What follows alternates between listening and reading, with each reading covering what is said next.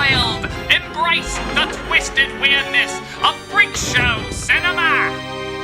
Yeah, I wanted to try something a little different. As I get older, and a lot of media gets safer, with some exceptions, I wanted to look over some of the freakier movies of cinema.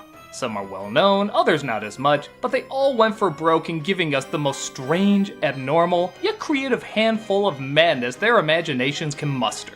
And I wanted to praise their otherworldliness because if you can't imagine something different, you'll be stuck with the same all your life. With that said, what pops in your mind when you hear the name Raggedy Ann? A cute little dolly, an occasional special you saw here or there, a cursed gateway to evil preserved in glass inspiring several demonic film adaptations? My guess is the director of this thought the latter. Raggedy Ann and Andy, a musical adventure, was released in 1977 and was directed by the late great animator Richard Williams, the director of animation for Who Framed Roger Rabbit. Though it did get both a theatrical and VHS release, there's not many high-end copies of it, and it's a shame because this movie is a witch's brew of bizarro. The story sounds very simple. A girl's room of toys, led by Raggedy Ann, welcome a French doll named Babette to her new home. But a snow globe pirate falls for her, and rises and falls and rises and falls, oh god! And kidnaps her, forcing Anne and her brother Andy to save her while coming across all sorts of strange characters. Sounds pretty ordinary, but upon further viewing you'll find it's anything but. No matter what version of Raggedy Ann you've seen in the past, I assure you there is nothing freakier than this one. I mean, look at this. Is this the imagery you would associate with such a simple children's doll?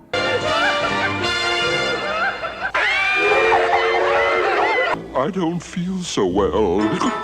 That was a hell of a thing. Well, to figure out what exactly we're looking at, it makes sense to figure why we're looking at it. 20th Century Fox assigned Abe Levitow, a Warner Brothers animator who directed Gay Puri. That's its own batch of what? To helm the project, with Richard Williams being the animation supervisor. Just to make things complicated though, he died before they started.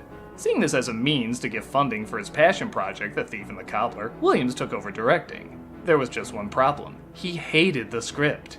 He said it was unfocused and make a ton of sense and there were too many songs. When the studio apparently said film what's written, critics slammed the movie for, you guessed it, being unfocused, not making a ton of sense, and having too many songs. But Williams in no way half-assed it. He put as much effort as he could into, at the very least, giving some damn good animation. One of the few elements critics praised the film for. As such, the film is a marvel to look at. The credits alone are ridiculously detailed. But okay, the vibe you would get from this script is that it's Toy Story before Toy Story was even a thing. And for the first half hour, it is. The opening half hour is just the toys in the nursery, singing songs and not really saying any amazing dialogue, but for a little kid's film, it's passable. When they go looking for the captain and Babette, the first character they come across is a camel with wrinkled knees. He's been alone for so long he hallucinates his family calling to him and constantly chases after them. I don't see anything, Andy. Do you? This is really weird. Odd, but you could just interpret him as a lost toy. It's nothing that out of the ordinary. And then this. What's that? This is the movie you're in now! This is the Greedy, a giant monster who stuffs his face and wants to cut out Raggedy Ann's heart because it's made of candy. It's her heart now, but soon it will be mine. What the hell? After they come across a loony knight named Loony Knight, Why are you doing all this to us? It's easy! he takes them to the court of King Cuckoo, which goes something like this.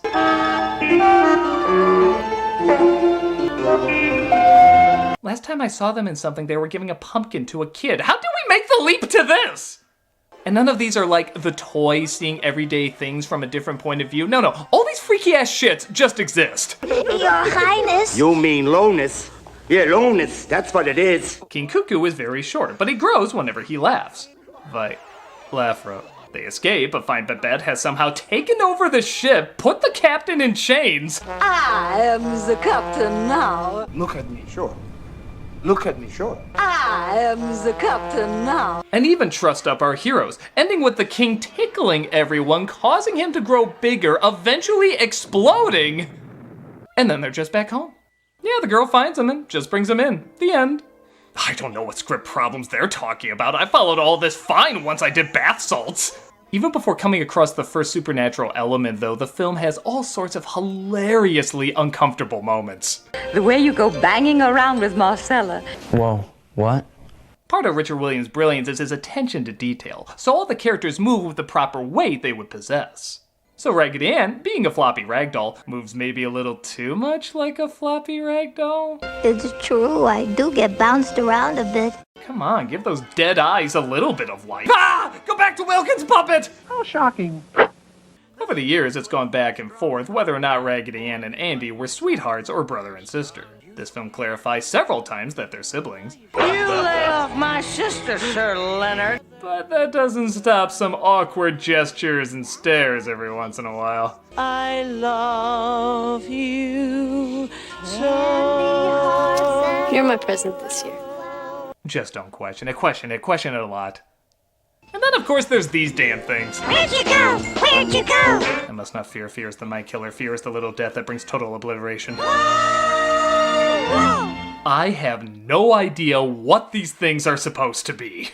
Dolls, I guess, but what little girl wants to see these naked chipmunk-voiced demons under her Christmas tree? Everything they say is sung, danced in unison, and ends with their eyes pouring acid on your crumb of nightmare-fueled innocence. They are terrifying! What's in the box? What's in the box? What did you do and why? How you gonna get in that thing? Really scary, really scary. Whoa! Whoa! Need a break? I gotcha. Better? You'll never be better. Liam's obsession with making the film look good resulted in going over budget, over schedule, and sadly a common occurrence for him, being fired from the project. Because of this, parts from the movie seem straight up unfinished. Like I mentioned before, the ending is incredibly abrupt and doesn't make a lick of sense. And on top of that, song numbers that were most likely going to be shot and more detailed were suddenly filmed from a great distance. Most of the sequence Candy Hearts and Paper Flowers is shot so that you can't see them lip sync the song. In fact, one shot holds for almost an entire minute. This isn't exactly the most beautiful visual to hold on, guys. Though I guess it is less ugly than... This resulted in the film bombing pretty hard at the box office, getting less than glowing praise from critics, and confusing tons of horrified kids, as these clearly not paid children will tell you. The plot was really, really good. It was very exciting, a lot of action. The music got to me in a very certain way. As such, it was quickly forgotten about, making occasional appearances on kids' TV like Nickelodeon and the Disney Channel. And yes, it is very easy to see why the majority of people wouldn't get into this, but I still stand by there's a lot to appreciate. Aside from the most obvious being the animation, which is breathtaking when it's literally not trying to take away your breath, there is an innocent, albeit awkward charm to the film. It's clearly written for little children, but the actors all give a dedicated kind of energy to their roles. Didi Khan as Anne, who you may remember as Frenchie from Grease, adds a very delicate and gentle spirit to her delivery. Lots of different things. Some are real for sure strange. Mark Baker adds a tough but kind balance to Andy. Are you scared? Well, you shouldn't be. I'm not. And others like George S. Irving as the captain, Alan Suze as the knight, and Marty Brill as the king are so wonderfully over the top, it's hard not to laugh at the absurdity of their voices. Oh, do some more to this one here. I mean, he makes me expand real good. I know. I heard it too.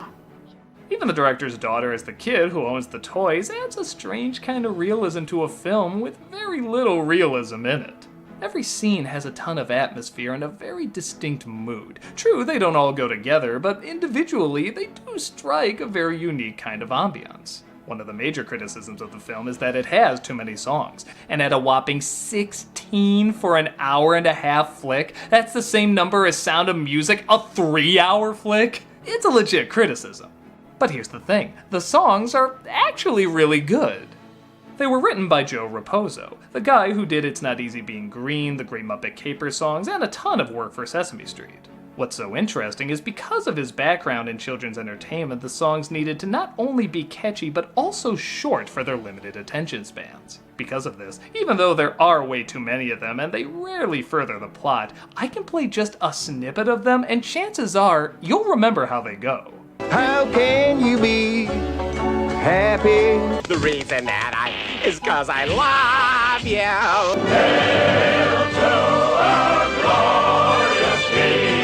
A miracle, everything I've waited for. Push me, shove me, turn me around, but I'm no girl's toy. For decades, unless you were Disney, a lot of songs in kids' films were pretty forgettable. Which is why it's crazy that for a kids' film with 16 songs in them, I remember how almost every single one of them goes.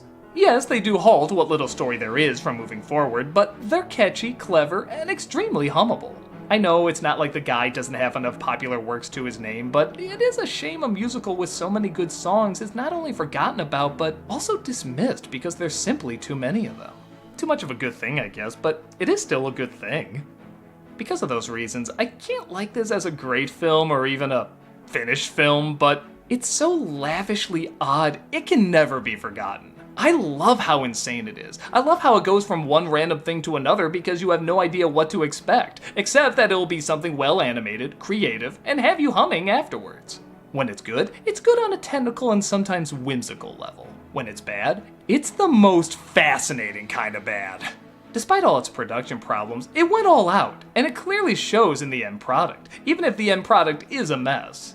I hope more people check it out for all the hard work that went into it, and, whether it's a pro or a con, for its unforgettable night terrors it sure do induce. Maybe if it gets talked about and shared around enough, a proper DVD or even Blu-ray release could be in the future. But with it only existing on pan and scan VHS and rare widescreen versions online, it sadly doesn't look likely. Rumor has it there's not even an original negative left to transfer from. But who knows, maybe over time more of it will show up somewhere. If you can find a version of it though, check it out and spread the word. If for any other reason, to spread the madness everyone deserves to ponder and question. I have a few of these planned, but if there's any freaky ass movies you want to see represented more, leave them in the comments below. I'm the Nostalgia Critic guy, remember, so you don't have to. The way you go banging around with Marcella. Whoa, what? Oh santo cielo, ma è un miracolo che tu sia ancora tutta intera. La nostra Marcella è un vero vulcano di bambina. Ah, sì, è vero, ma mi diverto tanto con lei.